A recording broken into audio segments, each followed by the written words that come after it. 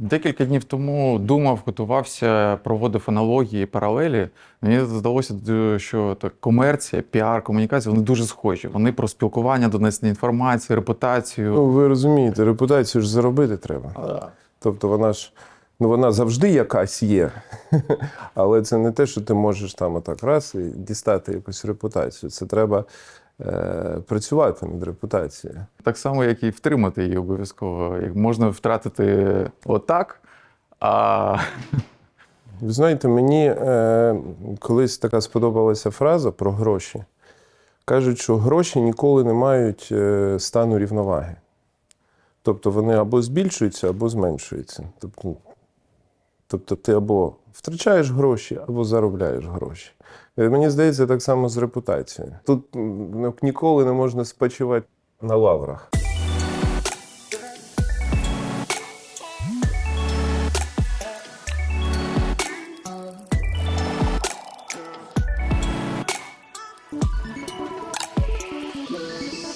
Дмитро, вітаю вас. В мене така велика стратегічна мета і ціль на нашу сьогодні розмову.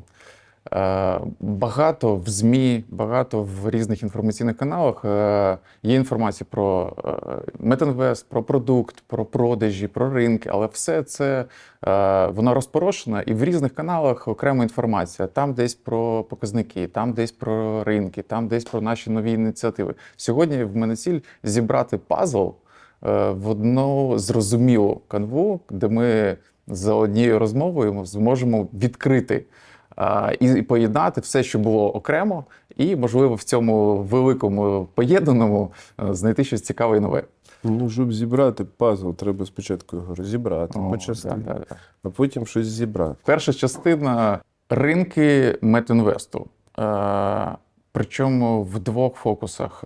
До початку повномасштабного вторгнення, фактично майже 3 роки тому, і сьогодні. Цей шлях зміни, трансформації. Що змінилося в географії наших продажів, в тому, де ми зменшились, де ми збільшилися, або куди ми йдемо? Ну, якщо брати ринки Метінвесту до війни, то це, звичайно, була більша географія. Більша географія, тому що в нас було більше продукції. Я говорю зараз про сталь. Тому що у нас же ж різні є продукти. Так. Зараз поговоримо про сталь, можемо поговорити потім про залізорудну сировину, про вугілля, навіть можемо про якісь byproducts поговорити. Але цікаво, почнемо про сталь. Значить, у нас вже немає Маріупольської площадки, це серйозно змінило бізнес-модель. В нас немає товстого листа, в нас суттєво зменшився обсяг рулонів, гарячокатаних, холоднокатаних, оцинкованих. В нас зник сляп як продукт і як напівфабрикат, який ми використовували на наших європейських активах. Тобто з великого продавця слябу ми перетворилися на великого покупця слябу. От. І географія, відповідно, зменшилася, і ми сфокусувалися найбільш привабливих для нас ринках з точки зору ціни, з точки зору логістики. Як тільки почалася війна, звичайно, були повністю перекриті морські шляхи. Ми не могли відвантажувати морем, точніше, не могли відвантажувати з Чорного моря, зрозуміло, з Маріуполя. І змушені були все вести на кордон, відповідні там пробки, відповідний доступ навіть до перевалок, але не тільки до перевалок, ще й до портів польських або портів румунських, через які ми відвантажували частину нашої продукції. І, звичайно, це суттєво обмежило нашу географію і суттєво підвищила собівартість логістики. Але це заставило нас відпрацьовувати найближчі ринки, найближчих до нас покупців. І ми знайшли багато нових покупців. Ну і ще відбулося те, що і Європа відкрила для нас свої ринки в тому сенсі, що не продовжувала антидемпінгову пошліну, антидемпінгове мито, яке було на наші гарячкатані рулони. І також прибрало для України режим квотування, що збільшило нашу можливість відвантажувати на європейський ринок. І на європейському ринку також відкрилася для нас певна ніша в тому сенсі, що кінцева продукція російських виробників, вона перестала поступати на європейський ринок. Ми говоримо про кінцеву продукцію. Тобто ми отримали фізичні обмеження в логістиці, але з іншого боку отримали можливості в плані привабливості виходу на ринки. То ми дістали доступ на певні ринки. І тому, якщо говорити про наші ринки зараз, це в основному, звичайно, європейські ринки для продукції наших українських окремів, окрім чавуну, окрім заготовки. Тому що чавун в основному ми постачаємо на американський ринок. Ну і заготівку постачаємо на різні ринки, тому що там дуже динамічний ринок, і буває таке, що в Латинській Америці раптова ціна стає більш привабливою, ніж в Турції. Тому що Турція, вона переповнена російською продукцією по зниженим цінам. І бувають певні парадокси. Ринок, який знаходиться далеко, стає більш привабливим. Наприклад, якщо, не дивлячись на логістику, наприклад, якщо ми говоримо про чавун, то європейський ринок чавуну, він гірший для нас, ніж американський. Це дивно, тому що, здавалось би, повинен бути краще. Але на європейський ринок існує доступ російського чавуну, що знижує ціну. Американський ринок, він не працює з російським човуном, працює тільки з неросійським, будемо так говорити. Це, власне, український, бразильський. І це робить ринок певною мірою більш привабливим. Тому ринки сталі, вони сфокусовані навколо України, власне, України, тому що український ринок, він також незважаючи на війну, так, він просів, але він є, і він споживає. І європейський ринок, більшою мірою східноєвропейський, який ми можемо довести по землі, але також і південноєвропейський, західноєвропейські ринки. Тобто це такий блок кінцевих продуктів українських. Звісно, що для європейських активів, плоских, основний ринок він був раніше і залишається європейський. Для нашої болгарської арматури знову ж таки відкрилась певна можливість в американському ринку, тому що для нас було зроблення виключення з 25% мита, який існує на імпортну сталь в Сполучені Штати. Тобто це виключення стосується, власне, прокату українського виробництва або, точніше не або, а також на прокат, що виробляється в Європі з українського напівфабрикату. Тобто, якщо ми робимо на нашому заводі Промет-Стіл арматуру з заготовки виробництва Кам'ятсталі, то вона поступає в Америку без мита. Тобто це такі певні можливості, які ми взяли. Що стосується залізорудної сировини, в нас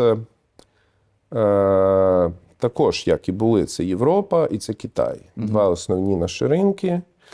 Після того, як відкрилося Чорне море, ми поновили наші відвантаження в Китаї.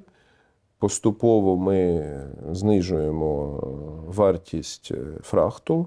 Зараз останнє судно ми зафрахтували 24 з центами долара. Це фрахт з Одеси до Китаю. Це доволі низька. Це вже наближено до воєнних.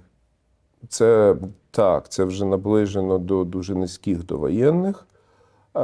Тут вдається працювати з цим параметром і збільшувати кількість судновласників, котрі хочуть заходити в Чорне море і мають апетит на цей маршрут з Одеси до Китаю. Але все одно більш привабливим залишається наш європейський ринок, і тому все, що ми можемо, ми намагаємося відвантажувати європейським нашим споживачам, більшою мірою тим, що знову ж таки знаходяться в Східній Європі, але от ми змогли за період війни також завоювати нових покупців нашої залізорудної сировини, наприклад, компанію SSAB. Ми в основному відвантажуємо на їх фінський завод через польські порти. І от вони стали одним з постійних, ми вже працюємо з ними в рамках річних контрактів, постійним споживачем окатків об'єднаного ГОКу. Так, по ходу питання, чи змінилися якісь вимоги до якості, відповідно, якщо нові клієнти, нові країни, чи це достатньо тої якості, з якою ми звичайно працювали, чи є додаткові вимоги? Наскільки вимогливий сьогодні клієнт, особливо новий, який нас не знав до цього? Змінилося, як сказати, вимоги до якості, вони поступово змінюються з тим, як змінюється і пропозиція, новітні технології з'являються виробництва. Але для нас відбулося така зміна, що на європейський ринок ми відвантажували продукцію Запоріжсталі та комбіната імені Ілліча. І продукція комбінату Ілліча, вона була, будемо так казати, з більшим діапазоном якостей, тому що це був новітня машина, побудована не так давно, і новітній реконструйований стан. Тобто ми могли виробляти цілий спектр, широкий спектр продукції. Жаль, чого зараз нема, і ми змушені йти з обмеженим асортиментом до наших європейських клієнтів. Полагаючись на запорізьку. Полагаючись на запорізьку продукцію. І вимоги, які ми зараз ставимо перед нашими запорізькими металургами, вони більш жорсткі, ніж були до війни. Тому що зараз вони змушені, хоча б частково компенсувати втрату комбінату Ілліча. Тобто, і це для них такий дуже серйозний челендж, тому що обладнання в них не змінилося. Але вони молодці, вони справляються з цією задачею. Не без проблем, звичайно, бувають і випади, бувають і проблеми, але в цілому ми знайшли нашого споживача.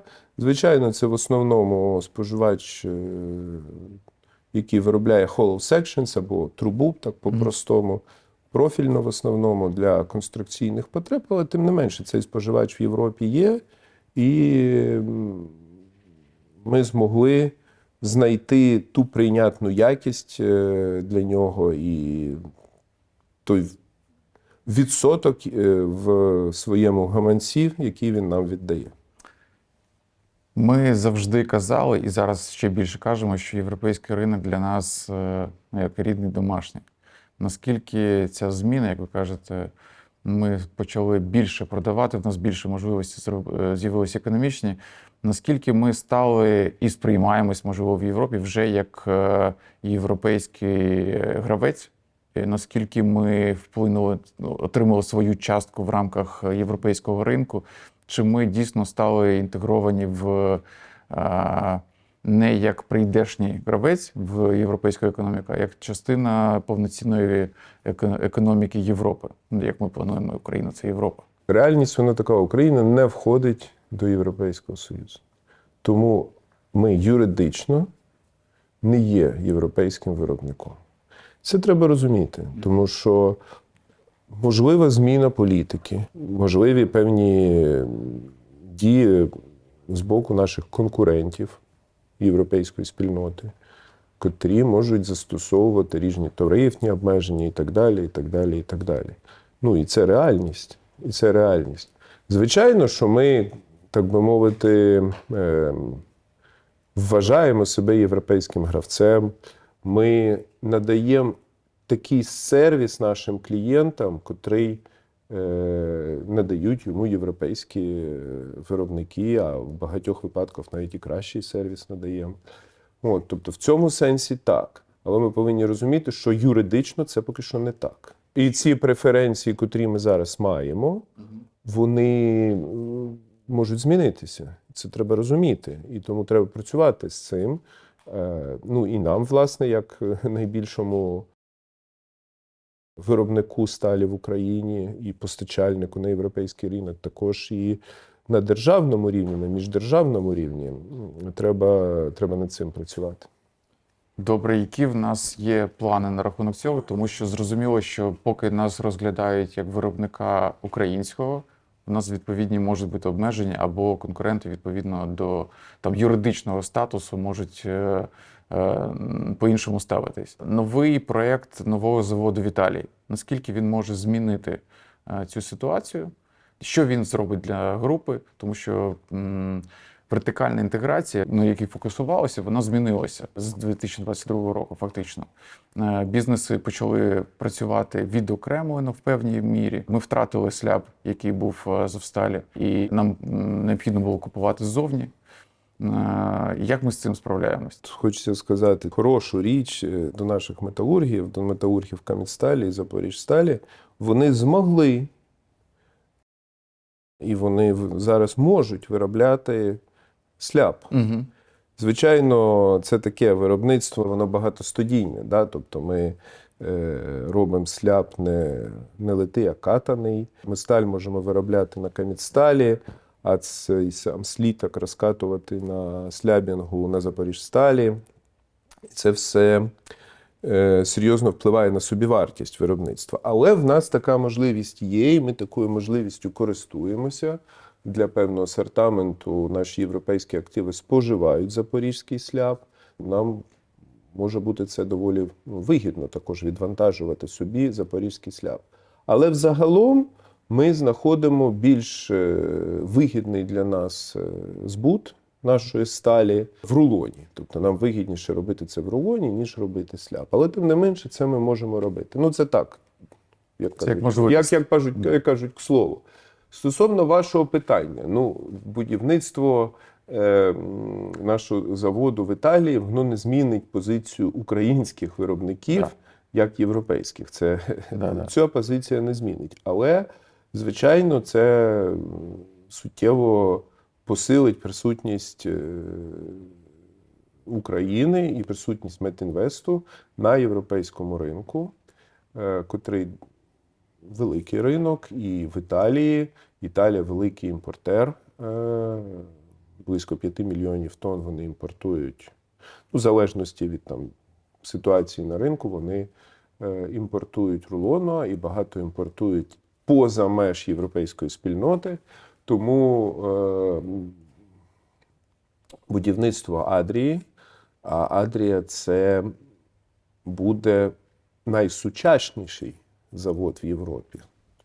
Тобто з найкращими технологіями. Тобто конкурентно це буде найбільш технологічно розвинений завод з усіх тих, що існують. З точки зору часу будівництва, з точки зору того, що ми робимо цей завод в співпраці з Даніелі, який є виробником металургійного обладнання.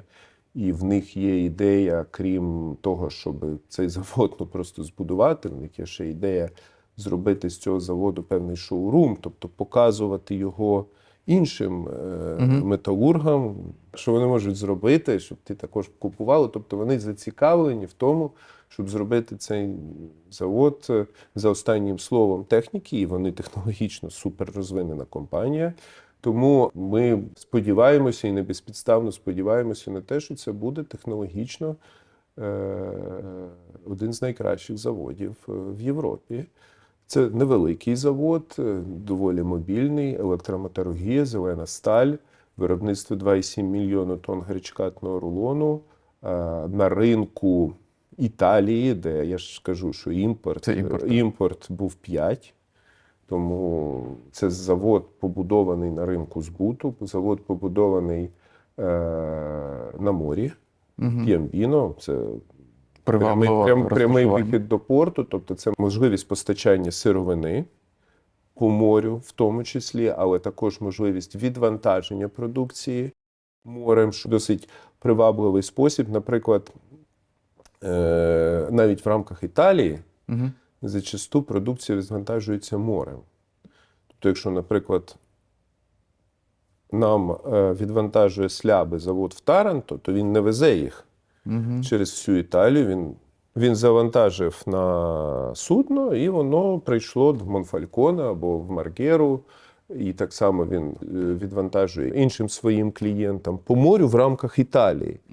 Але зрозуміло, що якщо ти на морі, то ти можеш не тільки в Італію, то, будь ласка, ти можеш всю Європу відвантажувати. В разі, якщо буде... Ну, ми не плануємо багато відвантажувати поза межі Європи, але бувають різні динаміки ринку, тобто можливо відвантажувати і в Туреччину, Північну Африку і так далі. Тобто географічне розташування цього заводу дуже добре і дуже привабливе. Тому це такий проєкт, на котрий ми покладаємо великі надії. Це найбільший проєкт, що поки що робив Метінвест. Він непростий, тому що ми будуємо, власне, великий завод.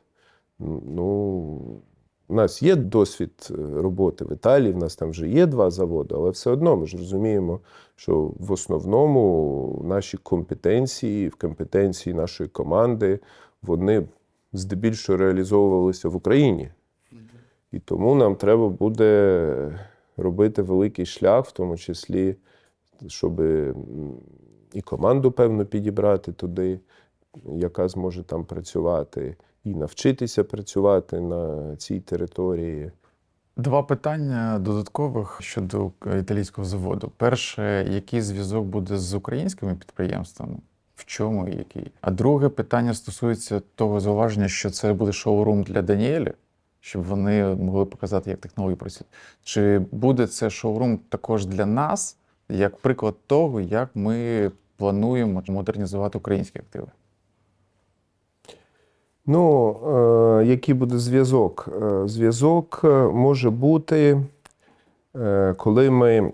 Ну, це електрометалургія, так? Тобто це з сировиною. У нас тут є металобрухт, HBI та човун.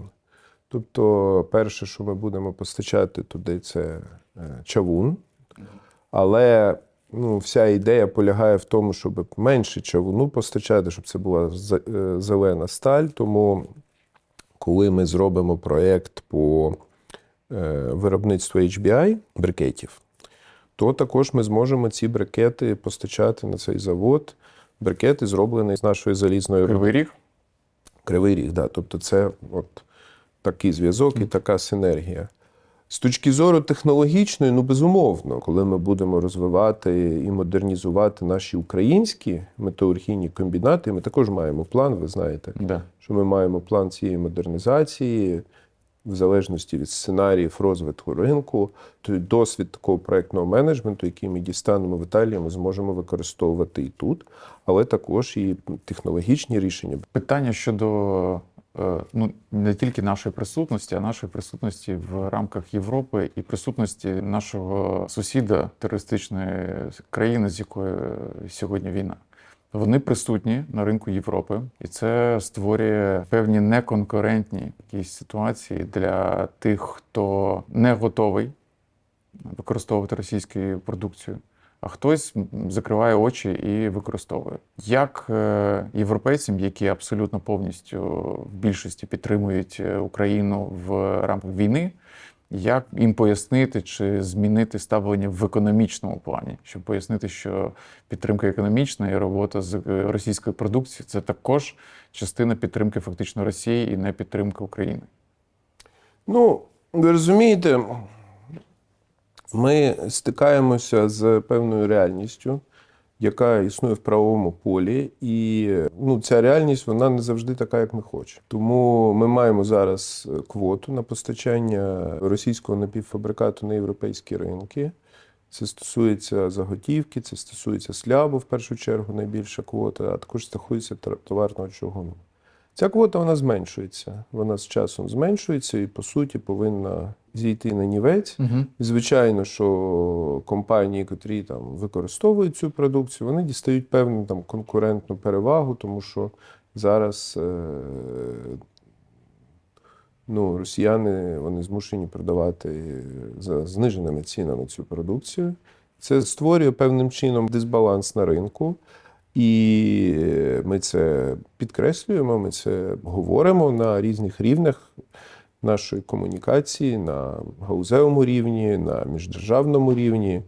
Про це говорять в тому числі наші державні діячі, зокрема от на зборах по планах по реконструкції України. Наш перший віце-прем'єр, міністр економіки Юлія Свериденко, вона підкреслила знову це питання.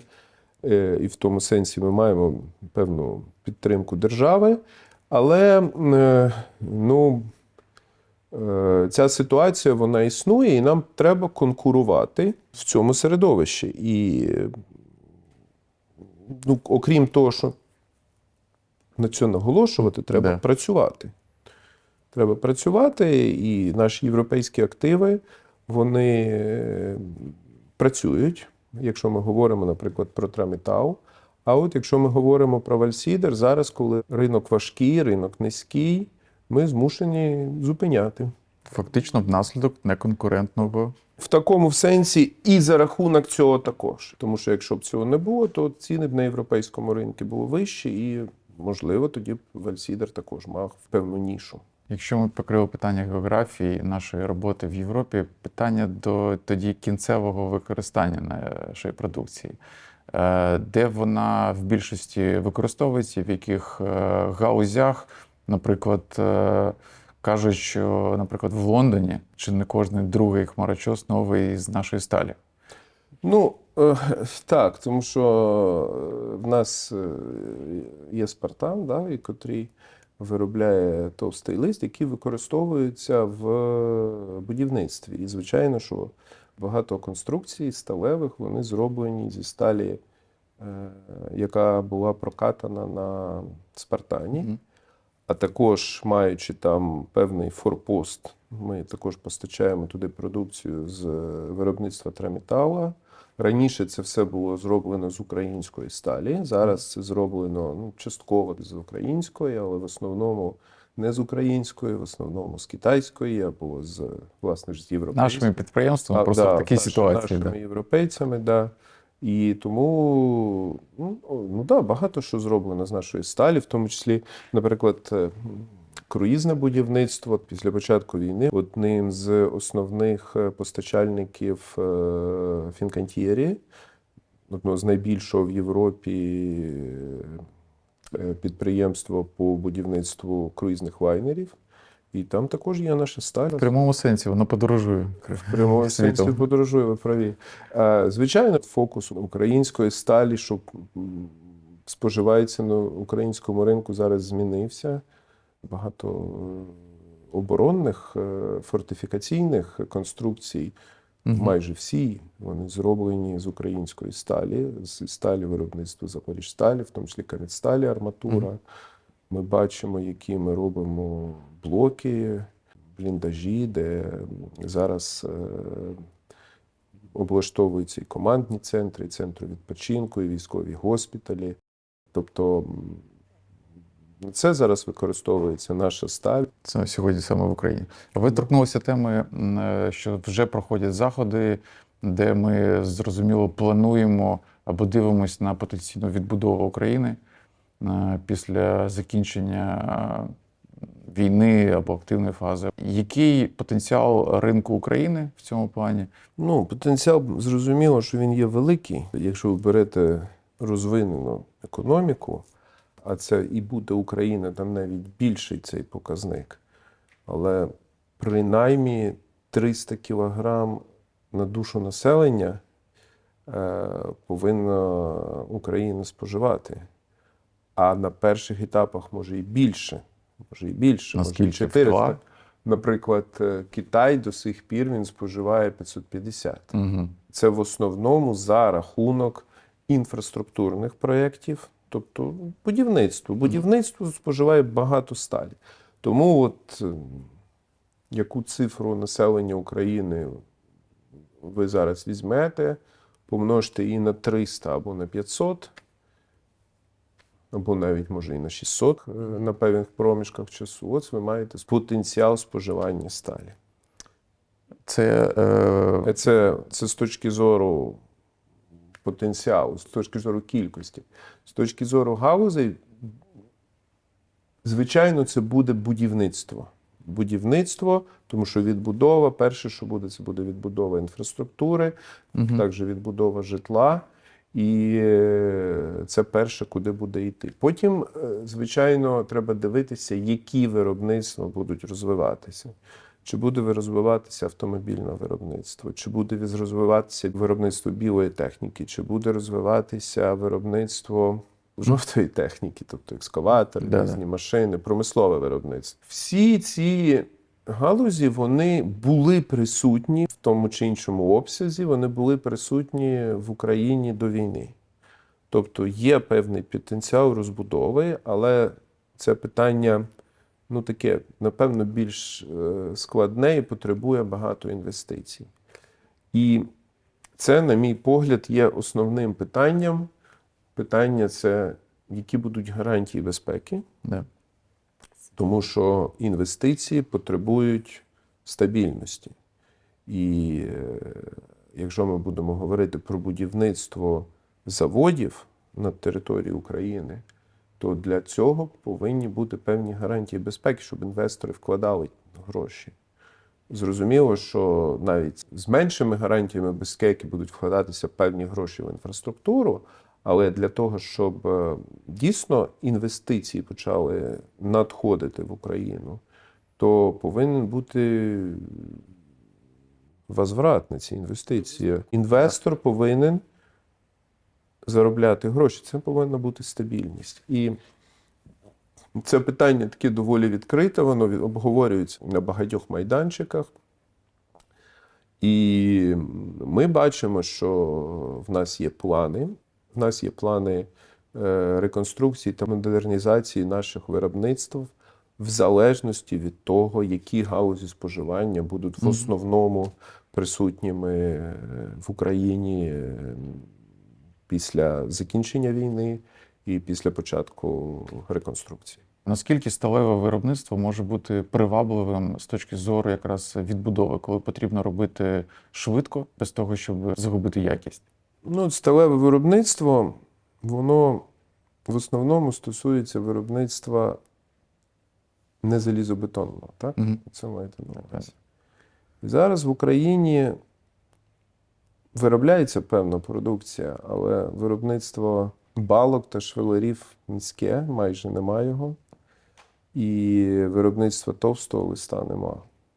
Тому з чого нам зараз робити сталеве виробництво? Так, можливо, певні конструкції робити з профільних труб, з hollow sections. Та? І це в основному, що ми зараз просуваємо на ринку, просуваємо технології виробництва з hollow sections. Але для того, щоб ми мали можливість, як Метінвест, постачати продукцію для сталевого виробництва, нам треба його відновити. Нам треба відновити виробництво товстого листа, нам треба відновити виробництво сортової продукції, фасонної продукції. І це можна зробити за рахунок підприємств, котрі існують, за рахунок модернізації Кам'янсталі, Запоріжсталі, але також це можна зробити за рахунок придбання певних підприємств на європейському ринку. Ми розробляємо також і ці можливості не тільки для будівництва нового заводу, про який ми з вами тільки що поговорили, а також придбання існуючих підприємств, власне, які можуть взяти участь у відбудові України з точки зору сталевого виробництва. Тому що ви правильно сказали, воно більш гнучке, тобто можна робити конструкції, робити різні архітектурні форми, також можна робити швидше. Але для цього потрібно також розвивати фабрикейторів, заводи, котрі ці металоконструкції будуть робити. Тобто це в необхідній кількості. Да, в необхідній кількості. Тому це такий шлях. Це не окремий, це шлях. Декілька паралельних шляхів. Так, це шлях. Ми повинні розуміти, що до цього треба готуватися. І нам треба готуватися. Тому що Зараз дуже багато постачальників імпортної продукції дивляться на реконструкцію України. І ми під час реконструкції, як Метінвест, зіштовхнемося з конкуренцією іноземних виробників. Абсолютно. Да, і це також треба розуміти. Вже зараз ми сильно конкуруємо з імпортною сталлю на території України, яка приходить з Туреччини, яка приходить з Європи, яка приходить з Китаю. Тобто святе місто пусто не буває. І якщо тут буде споживання, Да. то буде і конкуренція. І нам треба до цього готуватися. Ви зауважили, що є великий наплив імпортної продукції саме з Туреччини, наприклад, але Туреччина з іншого боку багато купує в Росії. Чи неможливий варіант сьогодні, що російська сталь потрапляє до Туреччини, проходить певні етапи обробки, і далі вона може попадати до нас навіть сьогодні? Ну, я не можу вам цього сказати, тому що треба, власне, контролювати. Постачальники декларують, що такого нема. Напевно, повинна бути довіра до цих постачальників, але сказати з точністю, що важко. Ту продукцію, яку ми завозимо, ми перевіряємо. Ми беремо певні декларації. Ми більш прискіпливі до цього. Я сподіваюся, що інші також за цим слідкують і відповідально до цього ставляться. Пройшлися по географії виробництва. Що про географію продажів? Де ми фізично знаходимося, а де ми можемо дотягнутися? Як ми з цією сіткою продажів працюємо по світу? Ми закрили певні офіси, але в нас залишилася доволі потужна мережа. В основному вона зараз сконцентрована в Європі. В нас є офіси, в нас є дистрибуційні склади в різних країнах. На Близькому Сході є офіс в Китаї. Тобто в нас працює мережа як офісів, так і наших агентів та партнерів. Тобто в нас є зараз можливості, достатні можливості інфраструктурні з точки зору присутності наших людей продавати нашу продукцію. Ми її зберегли, цю мережу. Ми більше фокусуємось на зростанні власних офісів продажів чи більше працюємо з партнерами? Ну, це залежить від того, наскільки цей ринок є стратегічним. Якщо ми постійно присутні на ринку, ми відкриваємо офіси і починаємо самостійно продавати нашу продукцію кінцевим споживачам або безпосередньо дистриб'юторам, які далі там її або оброблюють, або продають далі в роздріб. Тобто у нас така філософія продажів. Звичайно, в деяких регіонах, де ми присутні не постійно, а спотово, ми можемо працювати також і через партнерів. Ми склади свої будуємо, чи ми в оренду беремо? Як ми? В Україні у нас здебільшого власні склади, в Європі більш орендовані. Розумієте, це як сказати? Склад – це сервіс, який ти надаєш своєму споживачу. Тобто склад обумовлює рівень сервісу, який ти надаєш. Угу. Якщо ти орендуєш склад, то ти є залежним від того сервісу, що цей склад надає. Якщо він видає низький рівень сервісу, то твій споживач дістане низький рівень сервісу і не буде з тобою працювати. Тому треба дивитися, що є в наявності на ринку. Якщо є склади, котрі можуть давати нормальний сервіс, їх можна орендувати. А якщо їх нема, то це треба або розвивати рівень сервісу цих партнерів, або будувати власні склади. Що ми робили останнім часом? Які плани може на майбутнє в цьому? Останнім часом ми власні склади розвивали в Україні. Криті склади як в Дніпрі, так і на Західній Україні. Ми розвивали в Польщі. В Польщі орендовані склади, перевалки, тому що там же треба перевалювати з широкої на вузьку колію, але також і дистриб'юцію. У нас і були склади в Європі, в Антверпені, наприклад, але там вони, зрозуміло, що орендовані, і там вони не є великі, і вони просто такою як перевалкою працюють. А в Польщі у нас там повноцінні дистриб'юційні склади є, тобто ми можемо продавати меншими партіями. В Україні зрозуміло, що у нас мережа з 17 сервісних центрів, і ми доволі серйозно присутні з власною мережою дистриб'юції.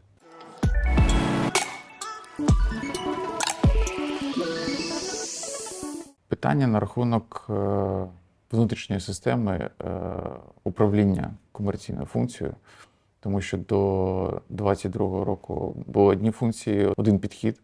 Після 2022 потрібно було змінювати, і з'явилася не тільки дирекція з продажів, а вона розширилась, стала комерційною дирекцією, отримала декілька функцій, які почали працювати в одній системі.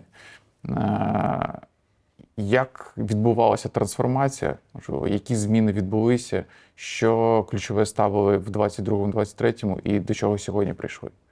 У 22-му ми ставили взагалі ключове це було можливість довести нашу продукцію до наших клієнтів, тому що не було такої можливості. Тобто треба було розвивати нові логістичні шляхи через західні кордони, їх не було. Їх треба було все по-новому робити. А потім відновлювати старі логістичні шляхи. Тобто відновлювати можливість роботи з українськими портами, а також судновласниками, забезпечити їм можливість проходу і так далі.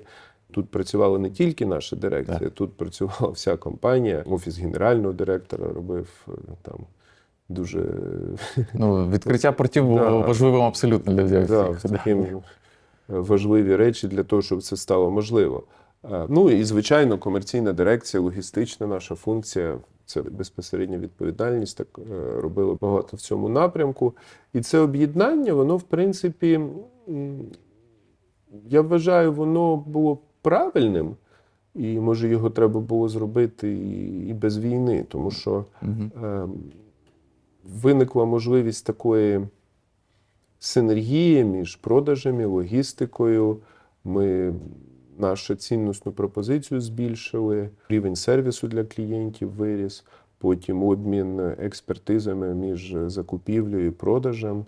Це відбулося, і в тому числі ми бачимо зараз, і ротація у нас відбувається, і деякі співробітники, котрі працювали у нас в продажі, а також, наприклад, в маркетингу, зараз працюють в закупівлях. Ця модель, вона використовується в багатьох компаніях. Тобто комерційна функція, що включає в себе закупівлі, продажі і логістиці, це не якась модель, яка була винайдена на Метінвесту, це існуюча модель в багатьох компаніях. Тому зараз ми, звичайно, працюємо більше над ефективністю. Це значить підвищувати сервіс для наших клієнтів і знижувати його собівартість. Це основні фокуси, на котрих ми зосереджені зараз. Які цифрові діджитальні інструменти, інновації ви використовували і що нового з'являється зараз? Звичайно, що в нас є управлінські системи, ERP-системи, котрі розвиваються і дають нам можливість працювати з цифрами і працювати з аналітикою оперативно. Тобто ми можемо дивитися на періоди, що от зараз ідуть, аналітично дивитися на різні аспекти, дивитися під різними точками зору на нашу діяльність. Потім у нас є CRM-система, система CPQ. Система CPQ, вона дозволяє систематизувати і більш ефективно використовувати прайсинг нашої продукції і забезпечити контроль проходження замовлення від стадії знайомства з клієнтом до стадії видачі на виробництво і стадії відвантаження. Є багато інструментів, котрі ми маємо, але поки що не повною мірою ще використовуємо. Це стосовується в тому числі цілого ряду інструментів по систематизації роботи з клієнтами. Тут треба знайти user-friendly можливості, я їх називаю. Тобто це треба зробити так, щоб менеджери з продажів використовували можливості системи як свої робочі інструменти. І тут є два аспекти. По-перше, ці робочі інструменти повинні працювати на споживача, власне, на менеджера з продажу. Ну і по-друге, існує резистентність до нового. І треба переконати менеджера з продажу, щоб він використовував. Тут треба баланс певного адміністративного переконання до такого, щоб менеджер з продажів сам осознано почав це використовувати. Але ми активно розвиваємо ці механізми і ці інструменти вже дали доволі суттєві, в тому числі економічні ефекти з точки зору виходу на нових клієнтів, з точки зору систематизації прайсингу, більш системного ціноутворення, також з точки зору автоматизації документообігу, виключення помилок, виключення так званого людського фактору. Тобто там є дуже багато. Які ключові? Це час роботи з клієнтом, ну, час обробки якогось там замовлення, або це якраз зменшення цього браку, який виникає. Ну, от ви два основні перерахували. Ви затронули питання автоматизації. Наскільки воно сьогодні є ключовим для цифрових систем? І наскільки її автоматизація використовує методи штучного інтелекту і далі? Чи будуть вони використовуватись більше? Ми не використовуємо поки що штучний інтелект в наших IT-системах. А якщо подивитися вперед, взагалі на індустрію, Всі, скажімо. всі використовують, наприклад, ChatGPT. От ви ж використовуєте? Обов'язково. Я використовую, більшість наших співробітників використовує. Зараз у нас вже навіть є копайлоти, Да. в наших комунікаторах і так далі. Але якщо ми говоримо про наші in-house ERP-системи, там поки що немає штучного інтелекту. Але можливості розглядаєте чи ні? І можливості, звичайно, розглядаються. Зрозуміло, дивимося на це все і де його можна використати. Треба ж мати певну задачу, да? Тобто не просто давайте використовувати штучний інтелект. Буде економічне якесь Да, для обґрунтування, чого? зрозуміле. Да. Так. Ну, ми бачимо, що він, штучний інтелект, все більше і більше нам допомагає. Не так давно почали ChatGPT використовувати. Буквально, так. Рік. Рік, да. Да. Зараз вже більшість використовує. Якщо на рівні ChatGPT і юзер, а якщо взяти ChatGPT або якась SHI-система і поруч бізнес-система, це вже інший рівень використання. Я розумію, да. Ну, це ще от наступний крок. А є приклади, чи знаєте ви, наскільки воно, в принципі, чи є якісь вже там цікаві бенчмарки або кейси використання? Є багато кейсів, і вони постійно з'являються. Більш на консюмер ринку воно відбувається за рахунок чат-ботів. Наприклад, я в 2019 році говорив своїм, що здебільшого функції продажу вони будуть реалізовані за рахунок штучного інтелекту. Але от проєктні продажі, там, де є робота команди, в нашій гаузі, в основному це багато таких проєктних продаж і багато координація команд. Тобто, як правило, якщо ми на переговорах, то там не одна людина сидить, це не дві людини говорять. І це не тільки ти працюєш з закупками. Так, ти працюєш з закупками, якщо ти продаєш. І твій інтерфейс часто це закупки, але ти так само працюєш із виробництвом, бо, власне, виробництво є твоїм клієнтом. Ти працюєш з фінансами. Зачасту ти працюєш так само з піар-функцією. В чому це полягає? Якщо, наприклад, твоя продукція декарбонізована, і клієнт може використати це як промоушен своєї продукції, то це ж також треба донести. Тому, як правило, ми працюємо з більш складними продажами, котрі усвідомлюють комунікацію на різних рівнях. І тут людська комунікація залишається важлива. І от навіть після того, як ковід закінчився, поновилися зустрічі, і видна ефективність особистих зустрічей з точки зору результату, а також з точки зору пошуку рішення. Тобто навіть якщо ми щось автоматизуємо як процес, або дивимося там, де можна всередині зробити, то контакт бізнес-клієнт, він все рівно фокусується на такому міжлюдському. Ну, Ми ж люди. абсолютно. Ну, елементи так, елементи будуть. І, звичайно, що зараз, наприклад, пошук інформації, він дуже спрощений. Зараз тобі треба на зустрічі розуміти і вже влучно давати інформацію, тому що інформації є дуже багато. І клієнт, як правило, він підготовлений до зустрічі з тобою. Я чую, що дуже трансформується розуміння терміну клієнтоорієнтовність. Це одна з наших цінностей. Що ми сьогодні вкладаємо? Цінність клієнтоорієнтовність, вона як була, так вона і залишається. Це те, що компанія в своїх бізнес-процесах вона зорієнтована на клієнта. Клієнтоорієнтовність – це певний критерій.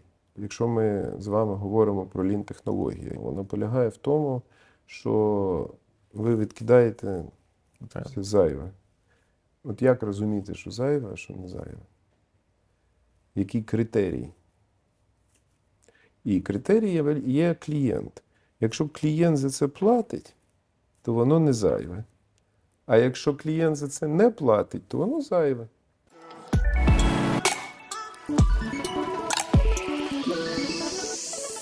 Таке цікаве питання вже навіть не про те, де ми сьогодні. Компанії 18 років. Якщо взяти плюс 18, з вашим досвідом розуміння трендів десятків років до цього, що буде далі і яким може бути Метінвест? Ну, треба розвиватися. Зараз є тренд декарбонізації. І ми маємо шанс дуже добре в ньому взяти участь.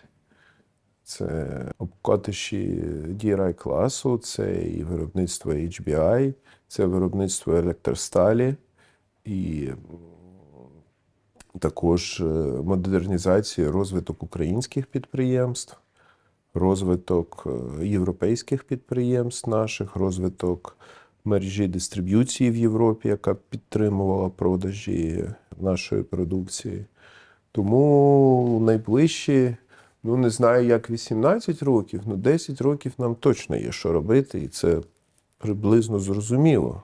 Через 10 років вже будемо ближче бачити, що робити наступні 8 років. Ми розуміємо, що зараз поки що нема адекватних замінників сталі. Тобто сталь, вона певним чином унікальна з точки зору матеріалу для виробництва маси речей. Існувало дуже багато намагань її замінити, починаючи від алюмінію як такого, закінчуючи, наприклад, пластиком, як пластикова арматура. Але виходить, що в кінці кінців, з точки зору механічних властивостей, і також з точки зору собівартості, в тому числі з точки зору собівартості, сталь вигравала і буде вигравати. І сталь – це 100% recyclable product. Його можна використовувати, в принципі, безкінечно. Тобто цикл 40 років, 45 років, 50 років ти можеш цю сталь переробити, на відміну, наприклад, того ж самого пластика, який ми поки що не навчилися, як його переробляти. Ти взяв цей стаканчик пластиковий, ти його викинув, потім Швидко зробив, швидко використав. потім він десь в Тихому океані, ці гори цього пластика. Тобто екологічний імпакт сталі, а ще й декарбонізованої сталі, він буде мінімальний. І це продукт, який можна використовувати будь-де. Можна все зробити з сталі. Майже все зробити з сталі. Нам є чим займатися, і є в нас і сировинна база, є і ринок, є команда спеціалістів. Треба просто брати і робити.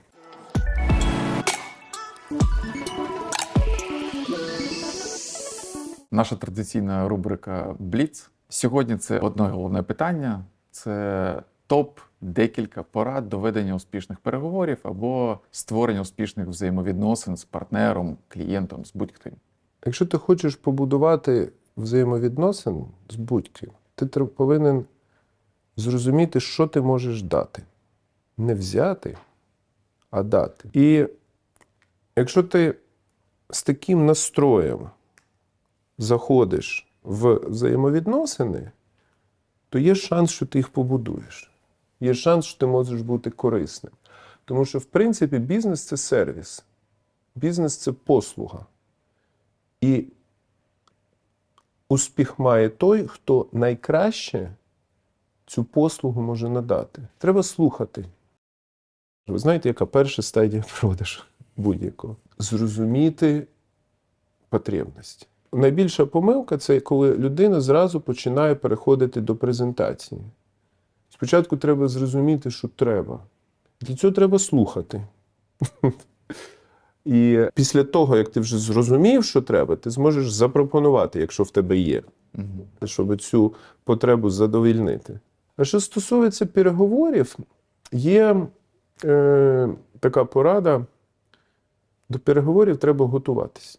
Є різні формати, є різні шаблони. Зрозуміло, що треба ставити ціль на переговори. Але треба знайти час перед переговорами і подумати, з ким ти ведеш переговори, які інтереси в цієї людини, які інтереси в тебе, які ти завдання собі ставиш на ці переговори. Головне знайти спільне. Тому що, звичайно, що можна сфокусуватися на розбіжностях, зразу про ціну починати говорити, але щось спільне, є якийсь інтерес. Якщо він купує твою продукцію, значить треба ця продукція. Це вже спільне, це вже добре. Зараз більшість переговорів – це переговори колективні. І якщо ти йдеш з групою, то треба цю групу перед переговорами зібрати і подивитися, у кого куди мозги смотрять. Тому що буває по-різному. Це різні є техніки. Але це от основне з практики.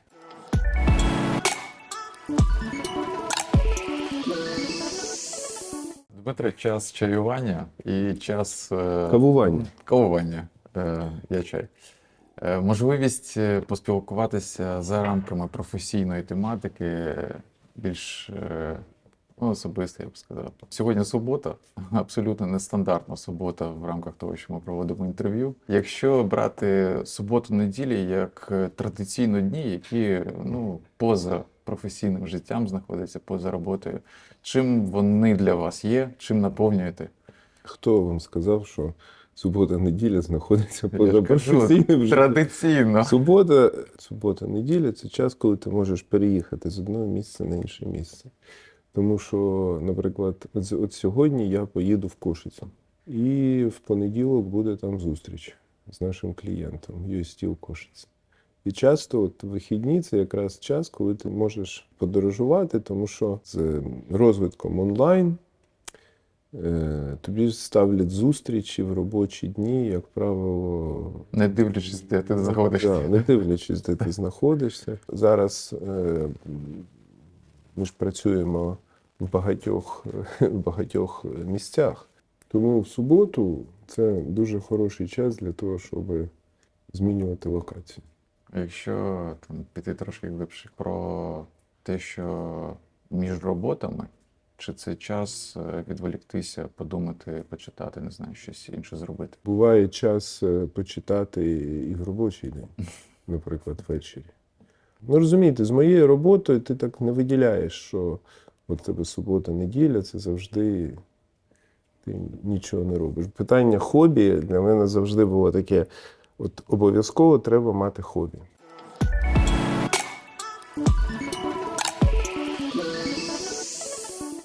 Слухайте, яке у вас хобі? Я відповідаю кулінарія. Я люблю кулінарію. А як ти, каже, почав займатися кулінарією, да? Ви ж хотіли запитати. Я кажу, я з жінкою розвівся, коли мені їсти хотілося, а грошей багато не було. Класний стимул. От я і почав готувати, а потім звик.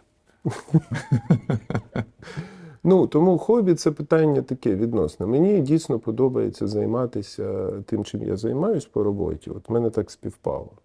Це і спілкування з багатьма людьми, з клієнтами, з постачальниками, а також спілкування зі співробітниками, якась передача знань, обмін якоюсь інформацією. І це цікаво. Потім ще такі хобі пов'язані з різними соціальними активностями, які ти можеш проводити час разом з клієнтами або спілкуватися з іншими людьми. Наприклад, мені подобається рибалка, мені подобається полювання.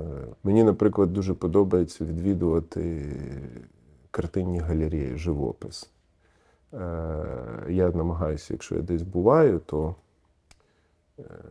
зайти в музей і подивитись. Я для себе такий визначив час, що треба на це приділяти від години до 1,5 години. Навіть якщо ви йдете в Лувр, після того, як ви там побудете 1,5 години, ви перестанете сприймати. Ви емоційно вже не будете сприймати витвори мистецтва. Ти можеш піти в музей і подивитися одну картину. Одну. І це може тебе збагатити, і це може тебе наштовхнути на певні думки, в тому числі і по роботі. Тому різні в мене є хобі, а основне моє хобі – це те, що я роблю. Я дійсно люблю те, що я роблю.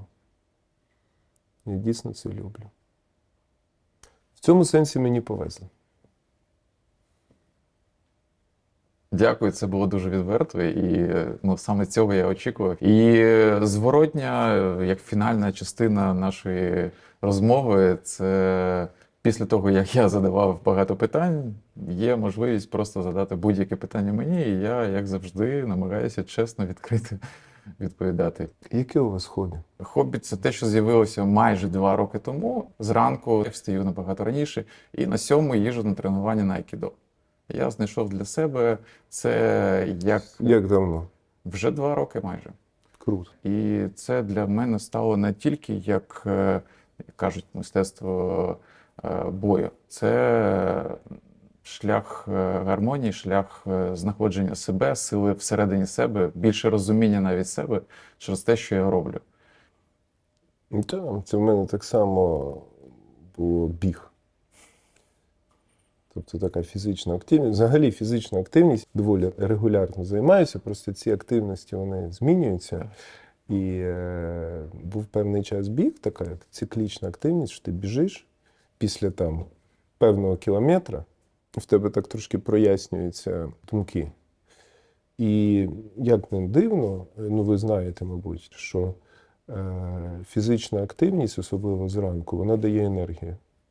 Дивно, там зранку пробіг 8 кілометрів, а енергії є багато. Більше, ніж якби ти там поспав довше. Дякую вам. Дякую. Дякую за спілкування.